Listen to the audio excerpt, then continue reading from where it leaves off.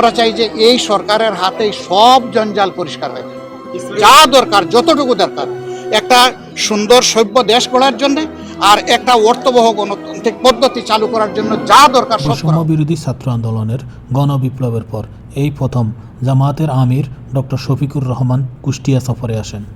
জামায়াতের কর্মী সম্মেলনে বক্তব্য দেওয়ার পর ডক্টর শফিকুর রহমান সাংবাদিকদের বিভিন্ন প্রশ্নের মুখোমুখি হন। ডক্টর মোহাম্মদ ইউনূসের নেতৃত্বাধীন অন্তর্বর্তীকালীন সরকারের মেয়াদ কতদিন হওয়া উচিত এবং আগামী নির্বাচন কখন দেওয়া উচিত, এই প্রশ্নের জবাবে ডক্টর মোহাম্মদ শফিকুর রহমান বলেন, তারিখ হিসাব করছিল, কারণ এই সরকারের এখনো 1 মাস হয়নি।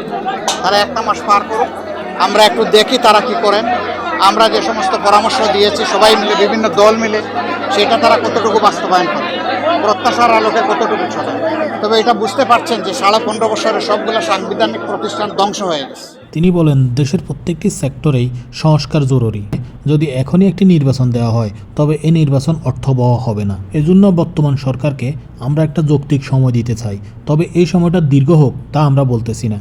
দেখুন, আমরা শব্দটা ব্যবহার করতেছি যৌক্তিক। কিছুদিন পরে আমরা বলতে পারবো ঠিক কতদিন। জামাত যদি সরকার গঠন করে তাহলে তারা তো ইসলাম কায়েম করবে, আর ইসলাম যদি কায়েম হয় তাহলে জনগণের অধিকার তো খর্ব হবে।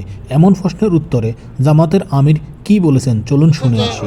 অনেকে ধারণা করেন যে আমরা তো ইসলামী শাসনের পক্ষে কথা বলি, তো ইসলামী শাসন দেশে কায়েম হলে মানুষের অধিকার খর্ব হবে।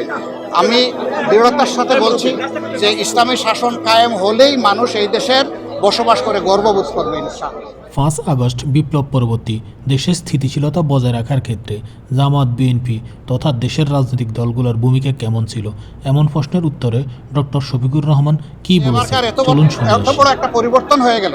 এরকম পরিবর্তন যে সমস্ত জায়গায় হয়েছে, হাজার হাজার কোটি টাকার সম্পদ বিনষ্ট হয়ে গেছে, কিন্তু সেই তুলনায় যা হয়েছে এটার জন্য আমরা মনে করি যে এটা হওয়া উচিত হয়নি। আর যা হয়েছে তা অন্য দেশগুলোর তুলনায় কিছুই হয়নি। এর কারণ কি? এর কারণ সবাই সচেতন ছিল। এর কারণে আমাদের দলের কর্মীরা, মাদ্রাসার ছাত্ররা, বিরোধী দল বিএনপির লোকেরা, এইরকম আরও যারা দেশপ্রেমিক শক্তি আছে, সবাই হাতে লাঠি নিয়ে সব জায়গায় পাহারার জন্য দাঁড়িয়ে গিয়েছে। সংবিধান সংশোধন নাকি সংবিধান পুনর্লেখন, এই প্রসঙ্গে আপনাদের সংবিধান যদি সংশোধনই করা হয় তাহলে কোন কোন ক্ষেত্রে সংশোধন করা জরুরি বলে আপনি মনে করেন? সংবিধানের কিছু জায়গায় তো পরিবর্তন লাগবে ভাই। আমরা যারা এখন বিরোধী দলে আছি, আমরা 15.5 বছর ধরে বলতে আসি এই আইন ব্ল্যাক, এই কালো আইন, কালো কানুন, এটা বদলাতে হবে। এখন দেখা যাবে অতীতের অভিজ্ঞতা বলছে যে দলীয় সরকার যখন ক্ষমতায় যায় তখন গড়িমসি করে, এগুলো বদলাতে চায় না। আমরা চাই যে এই সরকারের হাতেই সব জঞ্জাল পরিষ্কার হয়ে যায়। যা দরকার, যতটুকু দরকার একটা সুন্দর সভ্য দেশ গড়ার জন্য আর একটা অর্থবহ গণতান্ত্রিক পদ্ধতি চালু করার জন্য যা দরকার সব করা হোক। অতীত সরকার আওয়ামী লীগের বিভিন্ন নেতাকর্মী এবং ফ্যাসিজমের সহযোগীদের বিরুদ্ধে দেশের বিভিন্ন স্থানায় গণহারে যেভাবে মামলা হচ্ছে, এ ব্যাপারে আপনাদের মতামত কী? এবং দল হিসেবে বাংলাদেশ জামায়াত ইসলামী কোনো মামলা করবে কি না, এই সকল মামলার ব্যাপারে আপনাদের দৃষ্টিভঙ্গি কী?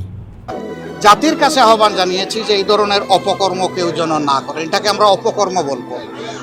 10 জন দোষীর সাথে একজন নির্দোষ মানুষকেও যদি ইচ্ছাকৃতভাবে হ্যারাস করার জন্য আসামি করা হয়, পুরাটাই দোষী আমরা বলেছি এই কাজ কেউ করবে না। আলহামদুলিল্লাহ, আমাদের সংগঠনের মামলাগুলো আমরা বলে দিয়েছি যে আমরা সবচেয়ে বড় নির্যাতিত দল, কিন্তু এর মানে এই নয় যে যারে তারে আমরা মামলার আসামি বানাবো। যে সত্যিকারেই মামলার আসামি হওয়া উচিত সে আসামি হবে। আবার হাজার হাজার মামলা দায়ের করবো এটা আমাদের ইচ্ছা নেই। আমাদের ইচ্ছা হচ্ছে একটা মামলাই একজন অপরাধীর শাস্তির জন্য আমরা যথেষ্ট মনে করি, শিক্ষার জন্য যথেষ্ট মনে করি। এই জন্য আমরা ওই রকম ঢালাও মামলাও করবো না, আর ঢালাও আসামিও বানাবো না। অন্যান্য দলের যারা করছেন তাদের নেতারা এটা উদ্বেগ প্রকাশ করেছেন এবং বলেছেন যে থানা অথরিটি যেন এগুলা চেক করে মামলাগুলা নেয়। আমরা বলবো না, আপনারাই চেক করে মামলাগুলা দেন। থানা কেন চেক করবে? আপনি আপনার বিবেকের ফিল্টারে ওইটাকে চেক করে আউট করে দেন, যেটা সঠিক নয়।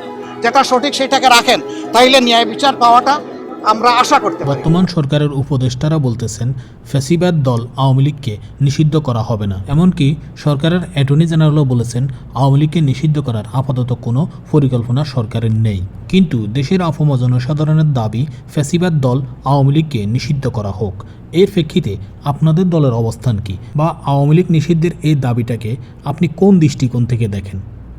তাদের নেতৃত্ব পরিবর্তন করলে শুধু হবে না, তাদের চিন্তাধারার পরিবর্তন আসতে হবে, তাদের আচরণের পরিবর্তন আসতে হবে।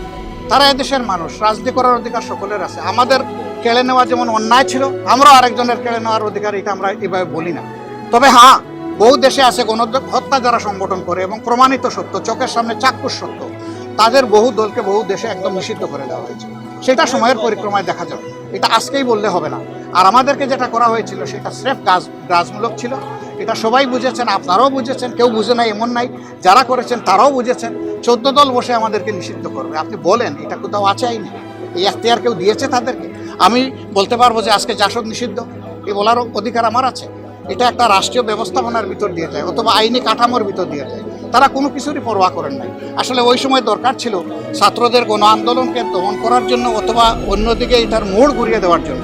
জামাতের ইসলামের উপর সর্বশেষ জুলুম করে যদি আমরা পার পেয়ে যাই, তো আল্লাহ ছাড় দেন কিন্তু ছেড়ে দেন।